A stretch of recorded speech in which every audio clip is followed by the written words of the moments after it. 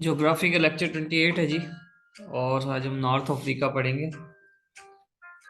North Africa का part है, क्योंकि डिफरेंट रीजन्स हैं और डिफरेंट रीजन्स में मुख्तलिफ कंट्रीज़ हैं, इसलिए मैंने इनको डिवाइड किया रीजन्स वाइज। नॉर्थ अफ्रीका का हम पहले पढ़ चुके हैं, जिसमें मोरक्को है, अल्जीरिया, ट्यूनीशिया, 6 कंट्रीज हैं, लीबिया, इजिप्ट, सूडान।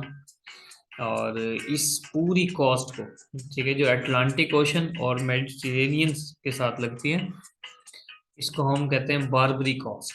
बारबर नस्ल के लोग यहाँ पर रहते हैं, ठीक है जी। और यहाँ ज़्यादातर मुस्लिम्स हैं, क्योंकि बिल्कुल देखें, ये कायरो है, ठीक है, इजिप्ट, और इजिप्ट के बिल्कुल साथ अरेबियन पेनिनसुला लगता है। तो इस एरिया की तरफ इस्लाम ज़्यादा फैलना शुरू हुआ, जिस तरह के एथियोपिया में। अब आप अफ्रीका से कुछ नावाकिफ तो नहीं है, हम 2 लेक्चर्स पहले अफ्रीका कॉन्टिनेंट पे कर चुके हैं। तो एथियोपिया के भबशा का जो बादशाह था, उसने बहुत कॉपरेट किया था मुसलमानों के साथ, इस बात से वाकिफ होंगे। तो यहाँ पे 6 कंट्रीज हैं और एक वेस्टर्न सहारा है जो कि डिस्प्यूटेड है। क्या है उसका इशू, वो हम आगे पढ़ेंगे।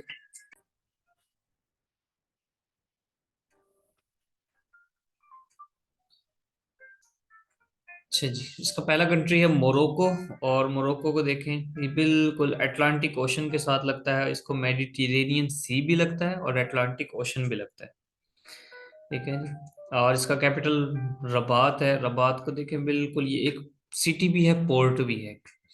पोर्ट उसको कहते हैं जो समंदर के साथ लगता है, तो उसको पोर्ट कहते हैं।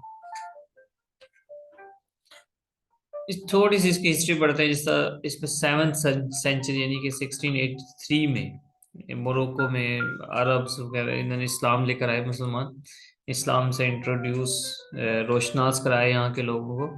और 11 से लेकर 13 सेंचुरीज तक, यानी कि 300 साल तक मुसलमानों की यहाँ पर पीक थी। मुसलमानों की इससे मुराद है अमेज़िग डायनेस्टीज। जो अमेज़िग डायनेस्टी थी, अमेज़िग डायनेस्टी भी ये बार्बर डायनेस्टीज से रिलेटेड थी। बार्बर डायनेस्टी का दूसरा नाम है, लेकिन इनमें थोड़ा सा कल्चरल डिफरेंस था। अमेज़िग डायनेस्टीज भारत। उसके बाद टर्की का अरूज शुरू हुआ था। और 1912 में फ्रेंच ने इसको कॉलोनी बना लिया। ठीक है, जब हम यूरोप को पढ़ेंगे फिर देखेंगे कि ये कंट्रीज किस तरह पावरफुल हुए। स्पेन, फ्रेंच, यूके, इटली, ठीक है जी। और 1956 में इसने आज़ादी हासिल की, मोरक्को ने, फ्रेंच से। तारिक बिन जियाद जो है, तारिक बिन जियाद ने 711 में, ठीक है, स्पेन फतह किया। और ये तारिक बिन जियाद इन्हीं इलाकों का था, बर्बर नस्ल का था, ठीक है। बहुत ब्लैक, लंबे चौड़े कद के ये लोग थे। और देखें यहाँ पर, इसको उस वक्त स्पेन को अंदुलस कहा जाता था। उंदुलस, उर्दू में इसको उंदुलस कहते हैं, इंग्लिश में इसको अल अंदुलस कहते हैं, इस तरह का कोई नाम। स्पेन को बाद में मुसलमान नाम दिया था इसको। और ये उमैयद डायनेस्टी के दौर में आया था। तो उमैयद डायनेस्टी, ये देखें पूरा स्पेन मुसलमानों के कब्जे में था, और ना सिर्फ स्पेन, इसके आसपास के इलाके भी। ये बात है 8वीं सदी की। मुसलमानों ने यहाँ पर 800 साल हुकूमत की। उसके बाद यूरोप पावरफुल हो गया और हम मुसलमानों को वहाँ स्पेन से निकाल दिया गया, ठीक है। ना सिर्फ स्पेन से निकाल दिया, और इस पर जो कि नीचे मोरक्को मुसलमान रहते थे, यहाँ पर ये जो स्पेन का बिल्कुल स्ट्रेट वाला हिस्सा है मोरक्को के साथ, मोरक्को यानी कि मराकश, उस पर यूके ने अपना कब्जा कर लिया। उसको नाम दिया जिब्राल्टर का, ठीक है जी।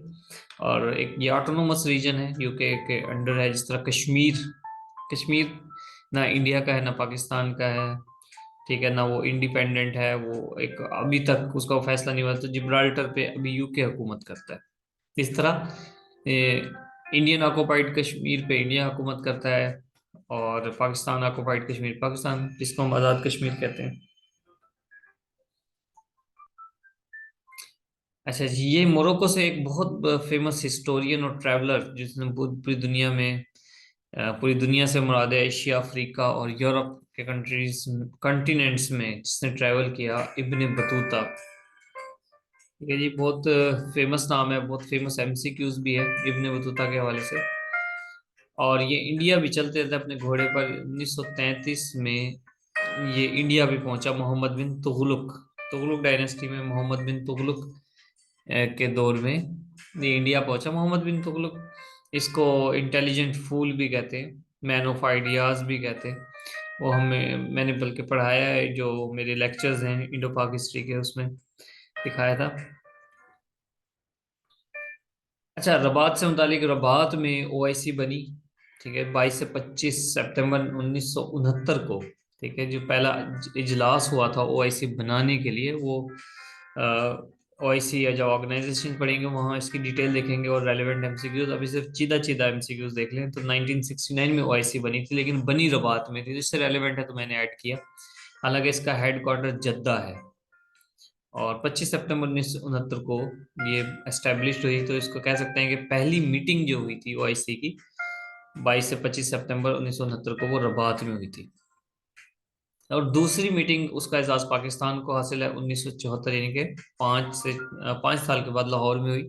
40 कंट्रीज आए थे, और उसमें फेमस बात यह है कि बांग्लादेश को पाकिस्तान ने एज अ कंट्री एक्सेप्ट किया था सेकेंड मीटिंग में।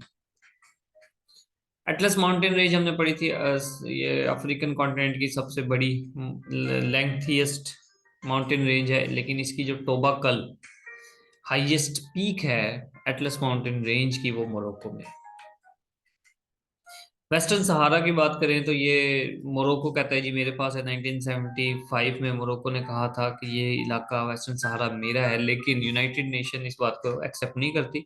वो कहते हैं कि नहीं जी, अभी ये एक नॉन सेल्फ गवर्निंग टेरिटरी है, यहाँ किसी का कब्जा नहीं है फिलहाल।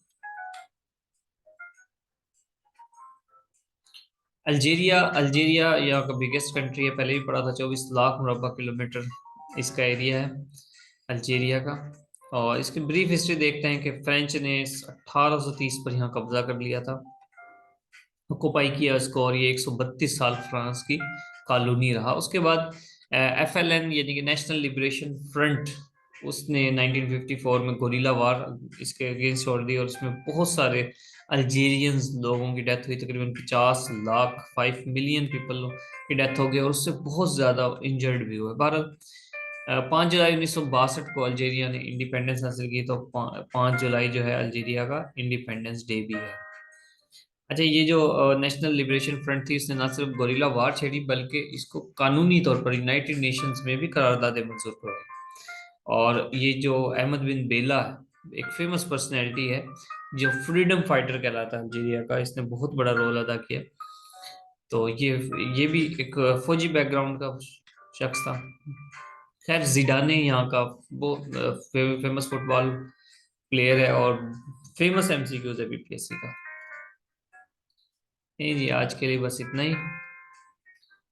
ओके, अल्लाह हाफिज।